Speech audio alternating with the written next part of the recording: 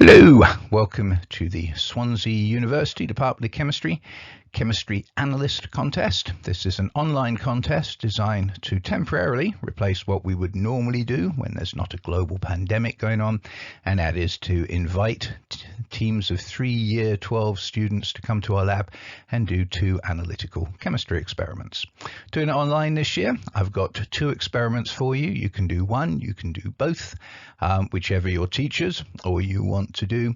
Everybody who successfully completes it and sends their data, their results to me, will end up with a certificate of attainment that will either be bronze, silver or gold, and those certificates are things that you can use on your UCAS application, which for many of you you'll be thinking about in 6, 7, 8 months. Anyway, the 2 experiments, this one here we're going to talk about redox titration, and then a different one that if you want to you can ask your teacher for, and that is a harder one on the analysis using spectroscopy of aspirin. Anyway, back to the redox titration. What you're going to do in this, and when I say you're going to do, I mean virtually, is you're going to investigate this compound known as Mohr's salt, otherwise known as ammonium iron 2 sulfate, and here's the formula here. It's known as a double salt because there's 2 different types of cations. You have ammonium and you have iron 2, and you have 1 type of anion, sulfate. You also have, as is common for quite a lot of ionic compounds in the solid state, some waters of hydration, waters of crystallization, whatever you want to call it. And the idea of this is to determine the value of X. Now, I should warn you that if you go look up Mohr's salt on the web, you'll find a certain value of X that I won't tell you because I don't really want you looking it up. But so that it's a little bit harder for you, I have partially changed this value of X. Okay, so X in this experiment is not going to be the value you could look up. It's going to be a different value.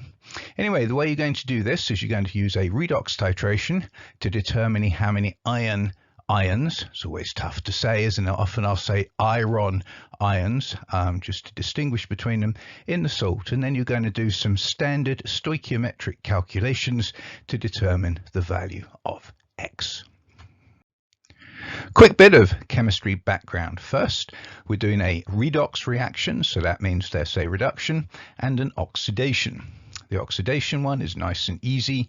Iron 2 ions can be oxidized to iron 3 ions, so there's Fe2+, loses an electron, so it's oxidized to make Fe3+. Okay, so that is the oxidation.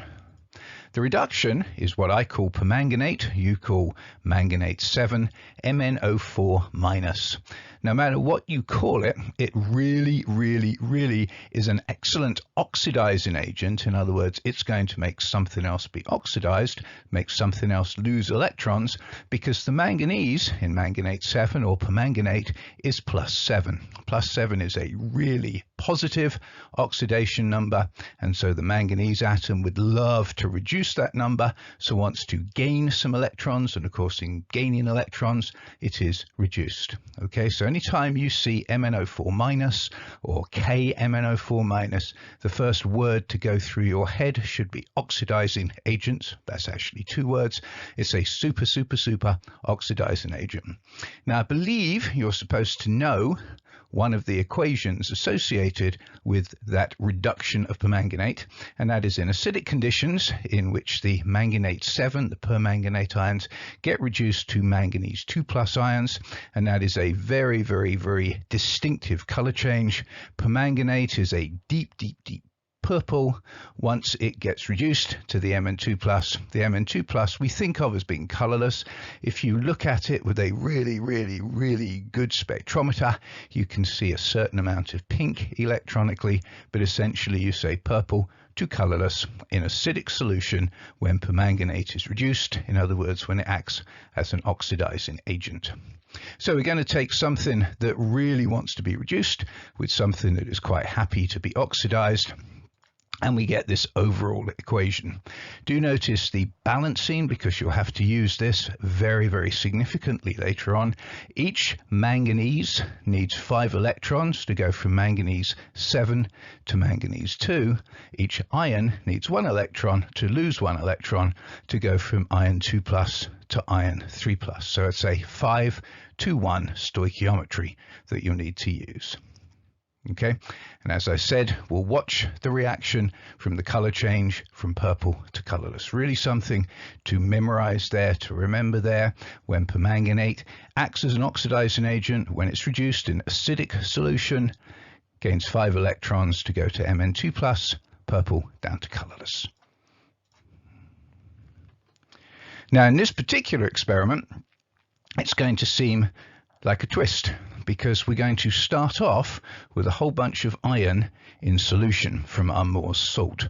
So we add a little bit of permanganate, it's purple in the burette, but when we add a little bit of it, it will go colorless because it gets used up by the iron.